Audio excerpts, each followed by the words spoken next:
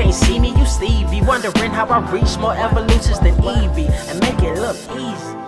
What is up, Earth's mightiest subscribers? It's Ernie, the Blerd without fear. Welcome back to the channel. If you are new to the channel, make sure that you hit that subscribe button and tap that notification bell, and also hit like, because it helps the channel out. Today's video, we're going to be talking about a very interesting comic, one that is called I Hate This Place, or as it is known in some variants, This Place. Written by Kyle Starks, with art by Artyom Topolin, with colors by Lee Luridge, and letters by Pat Broso. The best way to sum this up is that this is about a lesbian couple, two women by the name of Gabby and Trudy, and what it all comes down to is that Gabby has inherited a ranch from her aunt. It's a bit of a, I won't necessarily say a fixer-upper or just necessarily run down, but it is not the most well-kept place that you've ever seen, and it's also a kind of way out in the middle of nowhere type of ranch that is very much cut off from the rest of civilization. It's literally they're living in the boonies, God country, if you will. On paper, there's nothing to write home about regarding this ranch. I mean, it's just a normal place. But as it just so happens, these two intrepid ladies are inheriting something incredibly sinister. It's a strange mixture of ghosts and otherworldly creatures that come out at night, things that are quite literally the stuff of nightmares. And the book plays with whether or not these things are actual ghosts or something else entirely. It's really not until you get to maybe the end of the first trade, and even then, not even really a full understanding of exactly what it is that Gabby and Trudy are being hunted by. That said, a lot of the mystique and interest you'll get out of this book is largely going to be based on Gabby and Trudy's relationship, which one of the things I appreciated was that, well, yes, they are a couple, and while it would be very easy for any writer to come in and write a couple who is on the rocks, I actually appreciated that Gabby and Trudy are actually pretty well-adjusted individuals. I mean, for the most part, they have their own individual mental health issues, but at the same time, they feel like real people, and there's nothing cartoonish about their relationship. Maybe outside of the fact that Trudy has some baggage that is not necessarily being put at the forefront of this volume. It's actually something that doesn't really come up until you get to the second trade. Both characters are given a ton of backstory for the most part. Gabby definitely more so than Trudy. This is effectively the first trade is Gabby's story. And honestly, I think that while I know some people won't like this choice because it seems like, oh, they're going to make you wait to get the black woman story. Well, the truth of the matter here is Trudy has the more interesting story between the two, and I don't think that's a story that you tell first. I think Trudy's story is something you save for once you know the book is going to be going somewhere, like people are going to have an interest in it, because not to say that Gabby's story is boring by comparison, but it's just that Trudy does have more going on with her backstory than Gabby would. Gabby has a relatively normal life.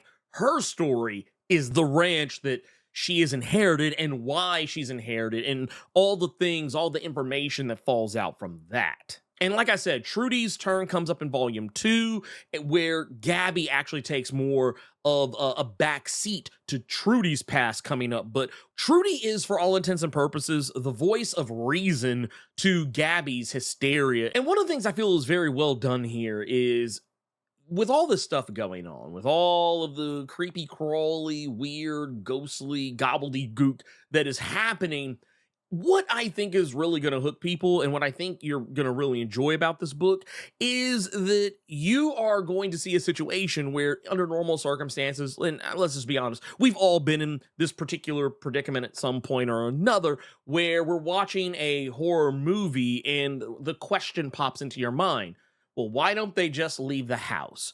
Well, all of that is addressed, and I'm not going to say why precisely because I mean that is a huge mega spoiler, and that's something I do think you should learn for yourself. But just know that the characters think the exact same thing, and there's actually a very good legitimate reason as to why they can't leave. They can't just up and go, as the title would imply, at least if you get the more vulgar variant edition of the comic. All of that aside, ghosts and goblins are not the only thing that Gabby and Trudy have to worry about. They also have to worry about a very human threat. And while I've kind of saved this one for last, and it's not because the human threat is less dangerous, it's just because the human threat is actually as much a victim in all this as anybody else would be. The more mundane threat that is no less real is a criminal by the name of Adrian, aka Itchy. He's out in the boondocks trying to find some money that was stashed away from a recent armed car robbery. Off rip, this guy is a loose cannon. This guy is wild, and even by criminality standards, even other criminals seem uneasy around him. But him being drugged into the middle of this is kind of what makes a lot of this even more interesting, because he knows that there's something, freaky going on. But the issue with him, and what actually makes him what I think is equally as dangerous a threat in this comic, is that he knows that there's some ghostly, ish going on in these woods around this ranch.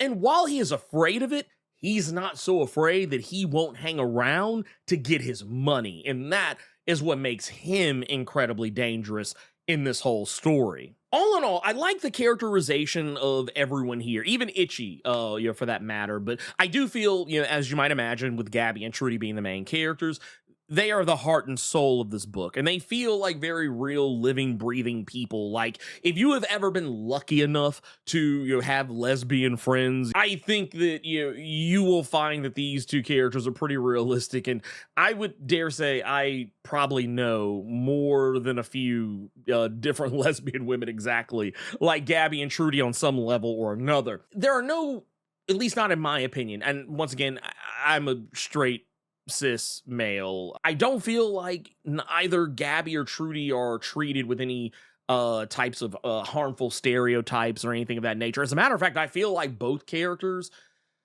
kind of break away from a lot of stereotypes you might typically associate, like especially Trudy. Trudy is not a typical black female character, regardless of whether she's lesbian or not. She's not a traditional black woman stereotype in honestly in any way, shape, form, or fashion. I mean, outside of maybe like she has maybe some of the hallmarks of some things you might associate with black culture, but I mean it's surface level at best. And while Gabby is the white woman co-protagonist, she's in some ways, I mean, she kind of reminds me of some of the I guess artsy fartsy women I've known out in the Midtown area of Memphis. If you live in Memphis, and you probably know what I'm talking about. But I mean, she's also not stock standard either. Like, these aren't garden variety characters by any stretch of the imagination. Not to mention the art in this book is very fantastic.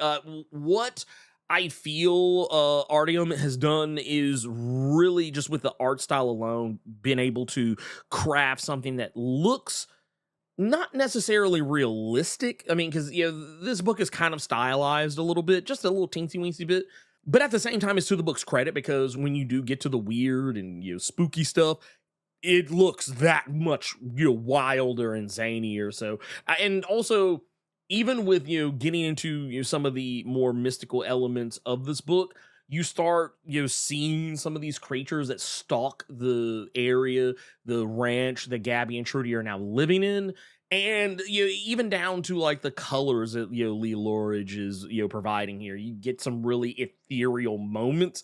So yeah, the first trade I think is fantastic. It definitely whet my appetite even more so for the second trade, which we'll talk about in another video. But yeah, I highly recommend this book, especially if you are a horror fan, whether you like eldritch horror or traditional horror or sci-fi horror.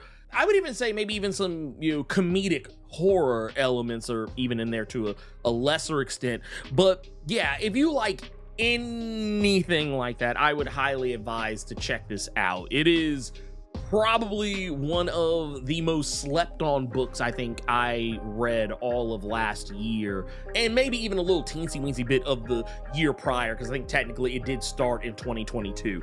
There'll be links down in the description below if you want to pick up a copy for yourself, and let me know what you thought about I Hate This Place Volume 1, or as I like to refer to, Fuck This Place Volume 1. You guessed it, obligatory channel outro time. If you're not subscribed to the channel, consider doing so. Clicking that subscribe button and tapping that notification bell ensures that you get more videos just like this one, and you don't miss any of my other content that I drop throughout the week, plus my live streams every Thursday and Saturday. And if you enjoyed the video, make sure you click that like button, keep it plus ultra, and sound off in the comments.